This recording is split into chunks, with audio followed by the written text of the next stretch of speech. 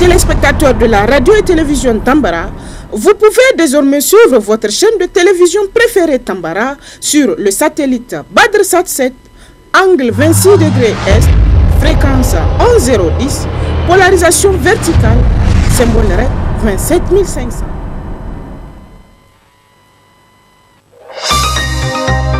Suivez le journal avec STM Transport Voyageurs, une nouvelle façon de voyager.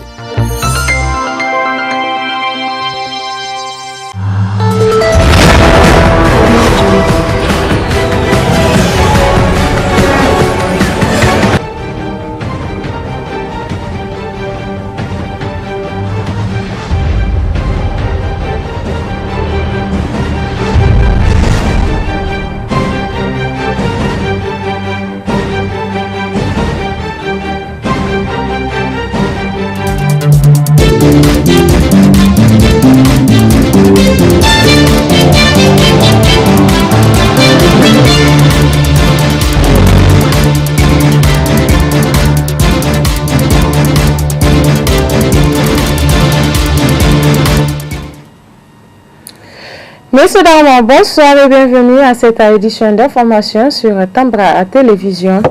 Le ministre de l'Enseignement technique et de la formation professionnelle, Kassou Mokhtar, a officiellement lancé ce 16 août à l'école Issa Berry de Niamey les épreuves écrites du brevet de technicien supérieur BTS d'État session 2022. Un extrait de son intervention. Toutes les conditions sont réunies ce matin, d'abord ici au niveau de ces jurys. Les candidats sont là, les présidents des jurys, la sécurité. Également, nous venons d'ouvrir les premières épreuves. Et les informations tout à l'heure recueillies auprès du directeur général de l'OBEX, il nous signale effectivement à l'intérieur du pays, là où nous avons 4 jurys, notamment à Maradi, Agadez, Tawa et Zender, parce que sur les 14 jurys, les 14 centres, 10 sont à Niamey et les 4 sont dans les régions que je viens de citer. Et même dans ces 4 jurys, donc les choses se déroulent comme prévu.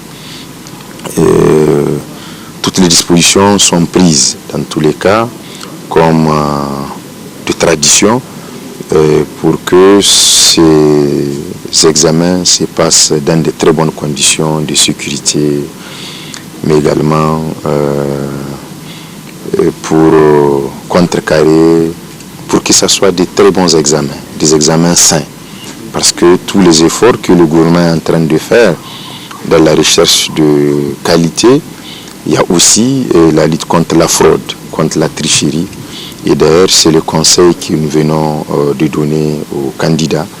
Ils doivent compter sur eux-mêmes, qu'ils doivent rester sereins et concentrés pour être à la hauteur des épreuves, de toutes les épreuves. Donc voilà un peu, nous avons pour l'ensemble 4801 candidats.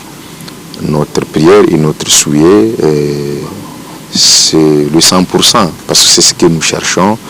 Et c'est tout ça le vœu et l'attente du président de la République dans le combat qu'il mène.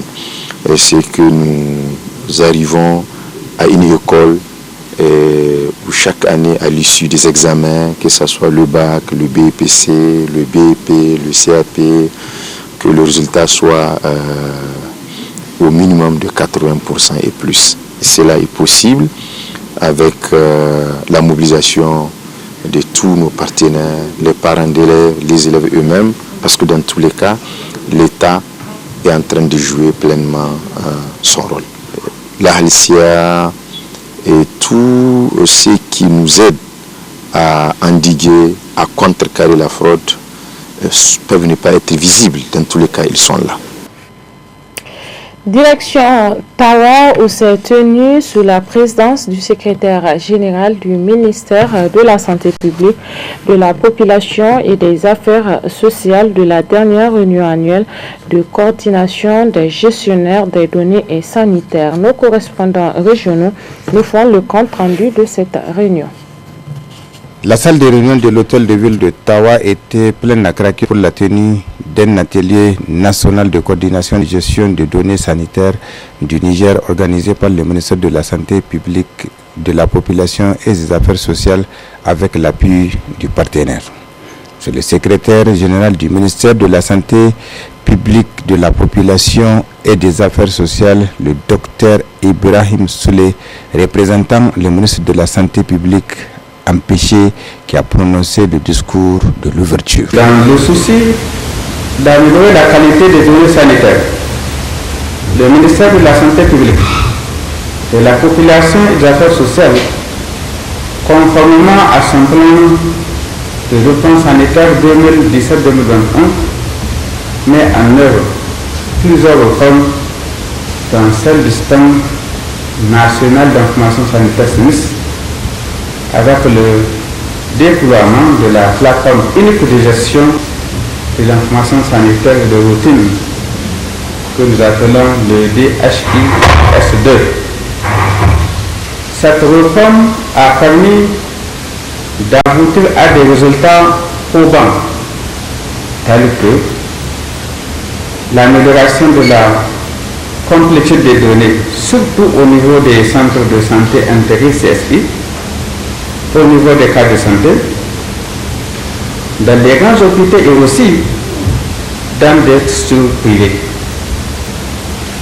Mais également l'amélioration de la cohérence interne des données qui sont saisies sur le disque dur, ayant permis de réduire le délai d'élaboration des annuaires statistiques et autres rapports contractuels.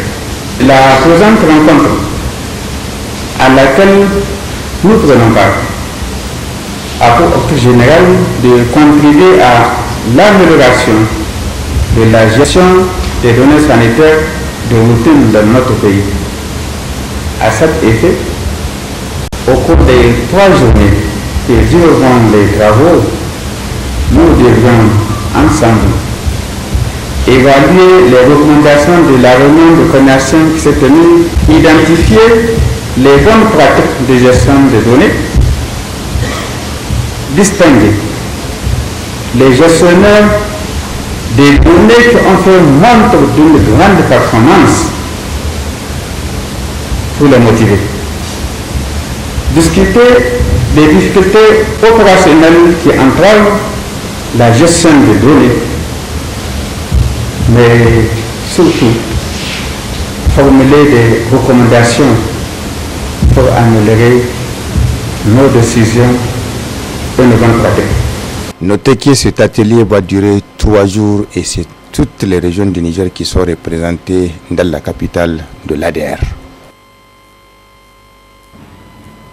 Restons toujours avec nos correspondants régionaux de Tawa avec ce lancement officiel ce matin d'une campagne qui vise à donner au bébé le lait maternel uniquement dans les 6 premiers mois de la vie au Niger. Et c'est le gouverneur de la région de Tawa qui a procédé au lancement de la dite campagne.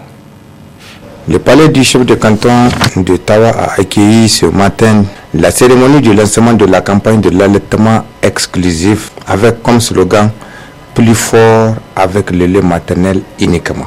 C'est le secrétaire général du gouvernorat de Tawa, M. Harouna Assakle, qui a lancé la campagne.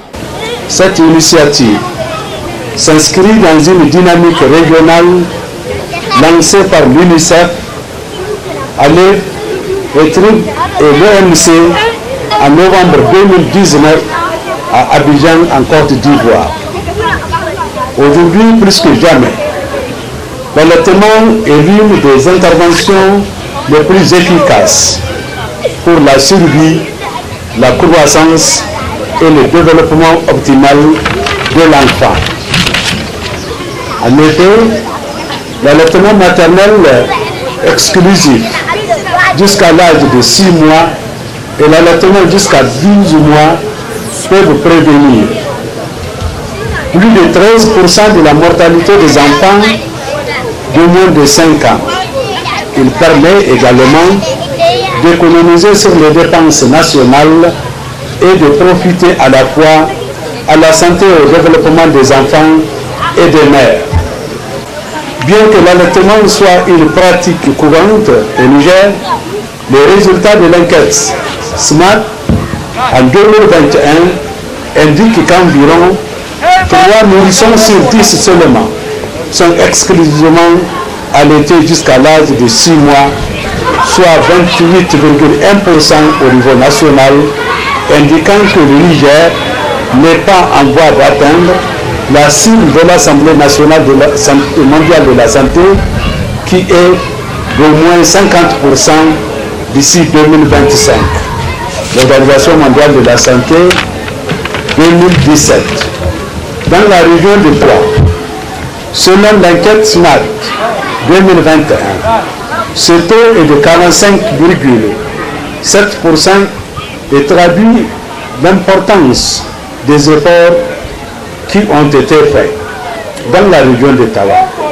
Dans la région de Tawa encore, on note une disparité entre les départements allant de 3,3% à Baloua et 83,1% dans le département d'Ilela.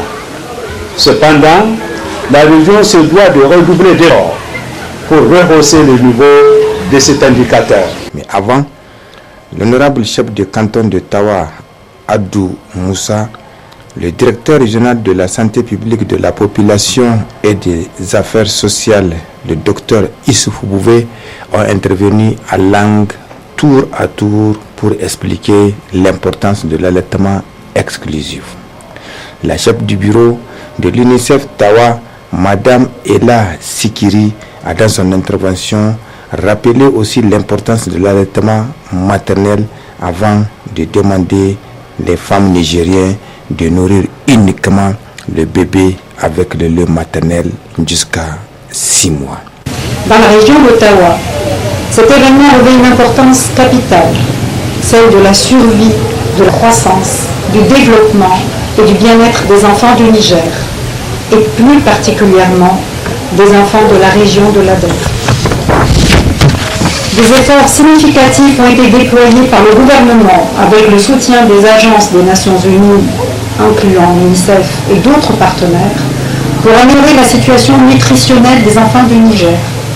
L'élaboration de la politique nationale de sécurité nutritionnelle, la mise en place d'un dispositif national de coordination multisectorielle des activités de nutrition sous le leadership du Haut Commissariat à l'initiative 3N, les Nigériens nourrissent les Nigériens, et la mise en œuvre des interventions nutritionnelles à haut impact constitue une illustration des avancées majeures en nutrition au cours de ces dernières années au Niger.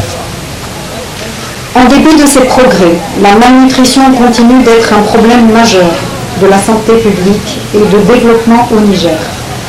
En effet, les données des dernières enquêtes nutritionnelles indiquent que 43,5% des enfants de moins de 5 ans, soit environ 2 450 000 enfants, souffrent de retard de croissance, avec un taux de 12,5% pour la malnutrition aiguë globale. De même, près de 71% des enfants de moins de 5 ans souffrent d'anémie. La situation nutritionnelle des femmes en âge de procréer n'est pas non plus réduisante. En effet, une femme en âge de procréer sur 2 souffre d'anémie. Les impacts multiples de la malnutrition ont un coût pour l'État du Niger et la communauté. La campagne Plus fort avec le lait maternel uniquement interpelle tous les acteurs que nous sommes, ici présents, à mettre l'accent sur le plaidoyer et la communication sur toutes ses formes. Nous pouvons tous promouvoir, protéger et soutenir l'allaitement exclusif sans addition d'eau ou d'autres liquides pendant les 6 premiers mois de vie. Ceci est possible à condition d'agir rapidement en tant que membre de la cellule familiale et ou de la communauté en tant que professionnel de la santé, de la communication, de l'éducation ou de tout autre secteur du développement, juste en utilisant l'outil le plus puissant, notre voix et notre capacité d'influence positive.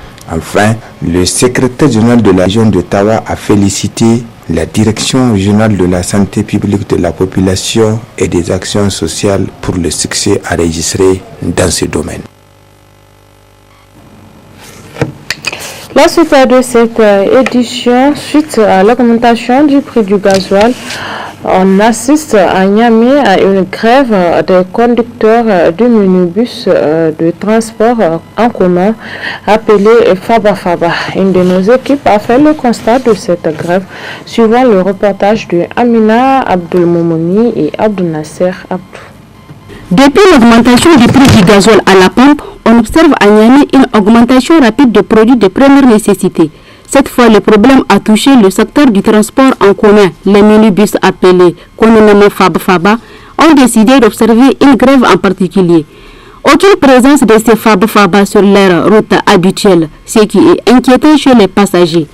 Certains conducteurs de Faba Faba ont augmenté sur le prix initial, mais pour l'axe Grand Marché aéroport gardent jusque-là le même prix. La situation devient sérieuse chez certains conducteurs du Faba Faba qui dénoncent une situation critique.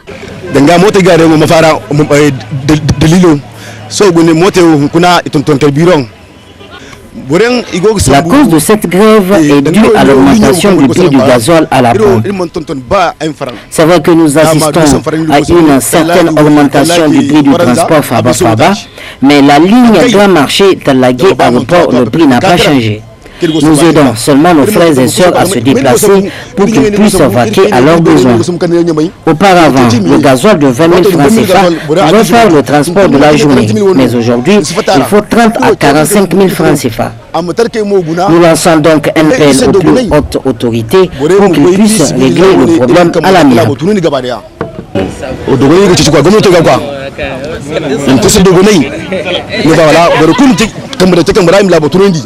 Face à cette situation, l'État doit prendre des mesures idoines pour permettre à ces minibus de transport en commun d'assurer le transport quotidien des populations, car leur grève constitue une entrave à la libre circulation des personnes et de leurs biens dans la capitale.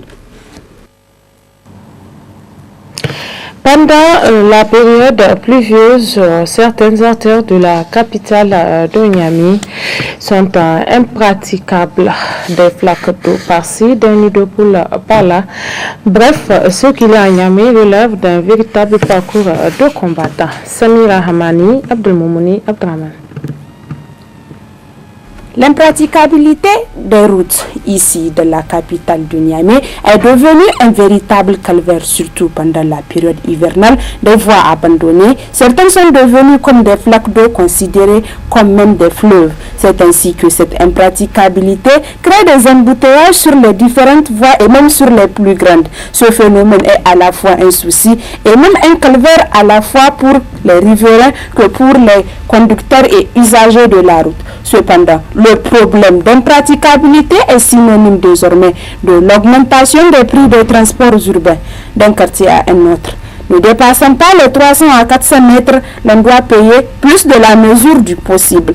Pour les travailleurs, les commerçants, pour ne citer que cela, cette impraticabilité des routes engendre des problèmes pour s'y rendre à leur lieu de travail. C'est la cause par exemple des retards excessifs, car pour trouver une bonne voie, il va falloir tourner en rond, une chose qui nécessite beaucoup de temps.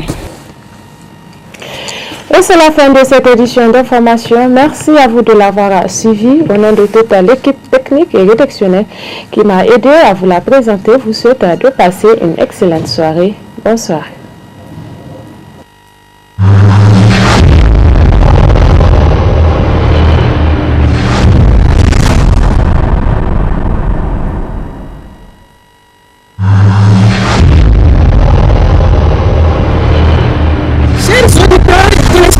De la radio et télévision Tambara, vous pouvez désormais suivre votre chaîne de télévision préférée Tambara sur le satellite Badrsat 7, angle 26 degrés Est, fréquence 11010, polarisation verticale, symbole 25500.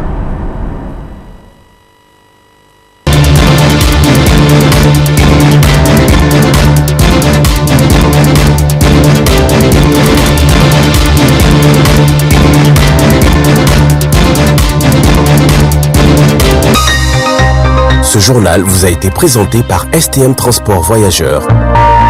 Une nouvelle façon de voyager.